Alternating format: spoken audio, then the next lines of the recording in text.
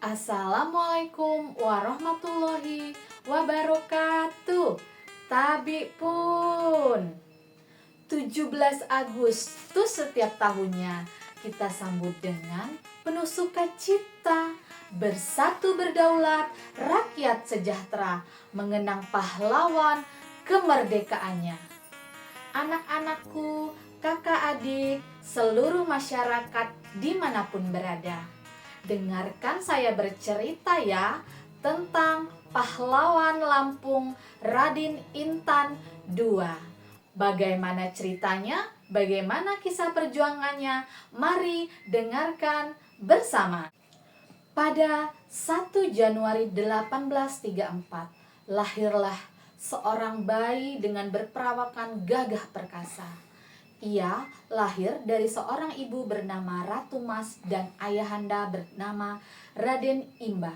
Namun pada saat ia lahir, ia tidak ditemani oleh ayahnya. Mengapa?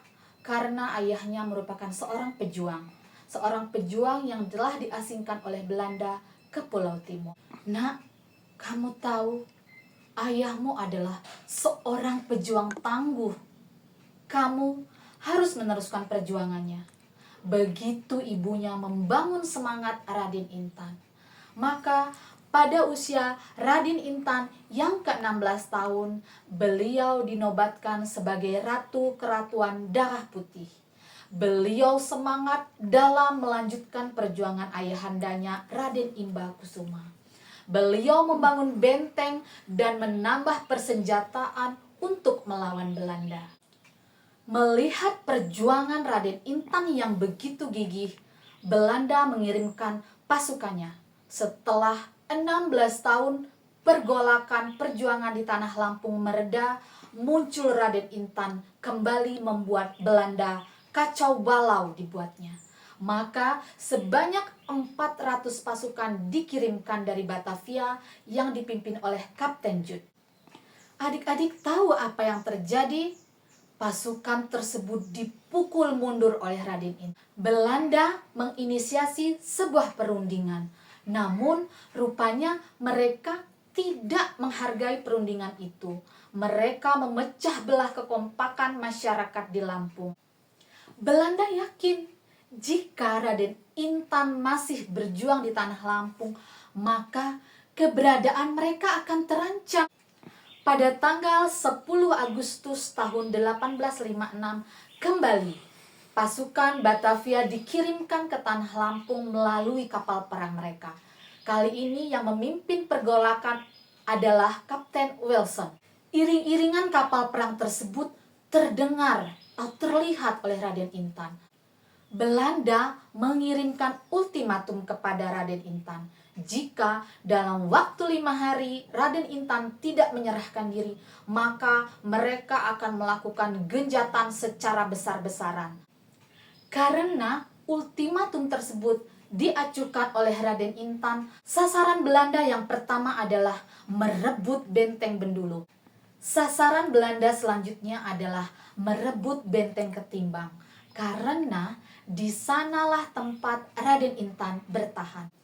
Pada tanggal 27 Agustus 1856, akhirnya pasukan Belanda sampai di Ketimbang. Namun, lagi-lagi mereka tidak menemukan Raden Intan berada di sana. Kolonel Wilson kecewa. Dia tidak dapat menangkap Raden Intan dan Raden Intan tidak menyerahkan diri. Dengan jumawanya dia berkata, Raden Intan, tunggu sampai ke liang lahat pun kamu akan kucari. Sampai Oktober 1856, Belanda masih berupaya melancarkan agresi militernya. Satu persatu benteng pertahanan Raden Intan dapat dikuasai oleh Belanda. Kolonel Wilson merasa putus asa. Bagaimana mungkin seorang remaja berusia 22 tahun berhasil mengecoh kolonel seperti dia? Akhirnya, Kolonel Wilson memikirkan sebuah cara. Dia memperalat sahabat dari Raden Intan.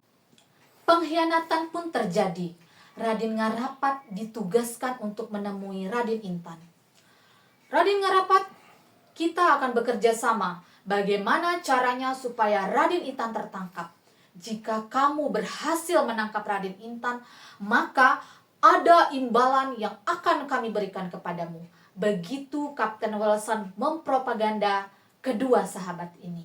Pada malam 5 Oktober 1856, Raden Ngarapat bertemu dengan Raden Intan. "Sahabatku, mari nikmati dulu makanan ini. Jangan kamu memikirkan perlawanan secara terus-menerus." Raden Intan dan pengikutnya asik menikmati santapan tersebut tanpa dinyana. Ternyata Raden Ngarapat menyerang Raden Intan yang dalam posisi tidak siap. Maka perkelahian pun tidak bisa terelakkan. Raden Intan dalam posisi tidak siap membalas serangan dari Raden Ngarapat.